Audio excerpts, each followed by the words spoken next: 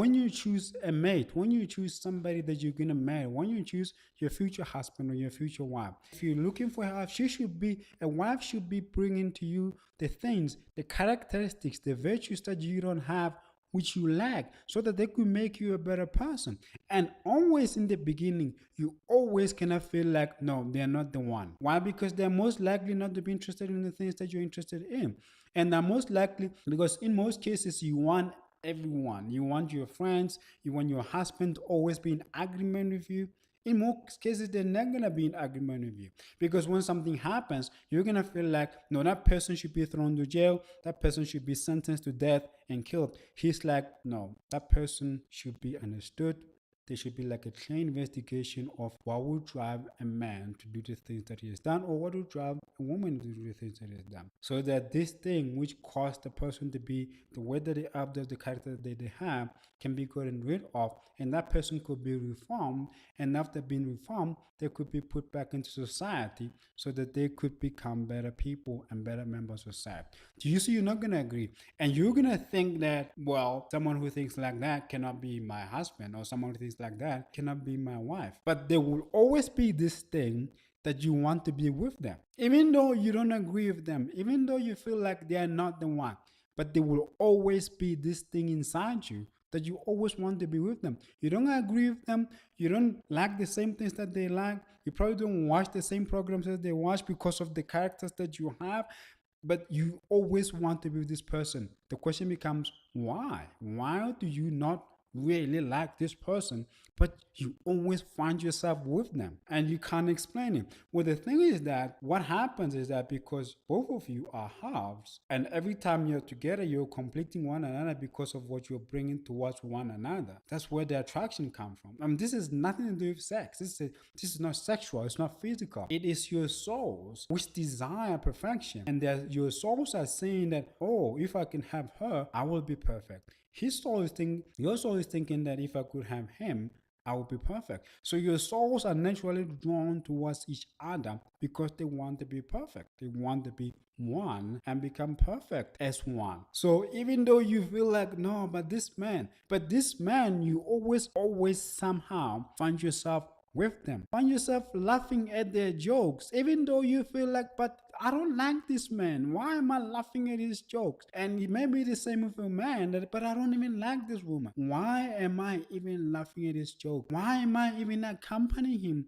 to do something that I always said that I don't like? Why? Because you care about them. But you're not willing to admit, because from the look of your eyes, from the way that you have already made a decision, from your intellectual capacity, you thought they were wrong for you because they were not like you, because they were not the same perceptions, the same perspectives as you. So you thought it's not going to work. But somehow there's this attraction. And this is true love because this is true love because the attraction has nothing to do with sex. It has nothing to do with wanting to have sex. But this is this attraction that you yourself cannot explain. He himself cannot explain. He doesn't like this girl. This girl is like this and that. He doesn't like this guy. This guy is like this and that. But they always find themselves together. Why? Because it is the souls which are attracted. And we don't have perception of what the souls think. So the souls are literally saying that this is the woman, this is the man. But the intellect is saying, no, she's not sexy enough, or is saying that the man is not rich enough. But the souls want to be together. And the more time you spend together, the more perfect you're going to realize that you are together. This has nothing to do with money. This has nothing to do with lack of money or lots of money. This has nothing to do with the way the person looks, you see. And because of that, eventually, because the souls are so drawn to one another, there will be a natural desire to merge. Do you see that? So it was never about sex, but eventually becomes about, it's because there's this natural desire to complete this merger so there could be one flesh, you and him becoming one, you and her becoming one. You see, so the thing about looking for a wife is that you have to look for the character which they have in them, which is their strength, which you don't have in you. And every time they are with you, they complete you. The same thing. The man must have a character in which you have as a weakness, and every time they come to you, they perfect. That is truly what is going to lead to true happiness. And I tell you, You're gonna treat each other as equals because what she's bringing is just as important what he's bringing. The man cannot say because I'm the provider, the woman is less, and because I bring her. No, it's not even about the household. It's not even about the things, the goods, the everything. Is about the character. And because you need her character, you need her virtues to be a better person, you're going to treat her like your equal. You're going to treat her like your own flesh because she perfects you. Do you see that? So it's going biblical now. They are perfected like the angels. You see, angels are spirits. They don't have flesh. So that means what really is perfected is what is the souls. That's why we talk about soulmates. It is the souls who are mating. It is not the body. If it is the body which is mating, all it can lead to is children and pleasure, which is just a chemical reaction in the brain. But because the souls are not compatible in terms of one soul needing the other soul to be perfect, what you get is just eventually it's going to be common. No matter how beautiful the woman is, no matter how much of a hunk the man is, and eventually they divorce, and you're shocked like, wow, I mean, look at this Hollywood hunk who's divorcing this beautiful woman. What happened? These two people are perfect. The characters don't match. And the match does not mean that they have similar characters. No, the match means that they actually don't have similar characters. They have different characters. But when they come together, they become perfect with each other. They become one. So marriage is supposed to perfect you. Marriage is supposed to make you better. So the wife, your wife, is supposed to make you a better person because of the characters that they bring. And your husband is supposed to make you a better person because of the characters that they bring to you, to make you a better person. That's what marriage is for. That's what a relationship is for.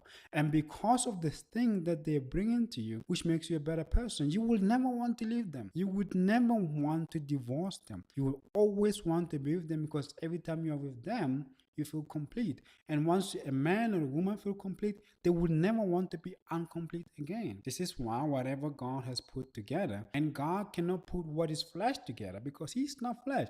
What he's gonna put is spiritual. You see, soul, spirit. Sometimes we interchangeably use the word spirit and soul for the same thing. So God is gonna put the souls together, not the bodies together. So it means that it will be God who is saying that these souls are perfectly suited for one another. So he puts them together.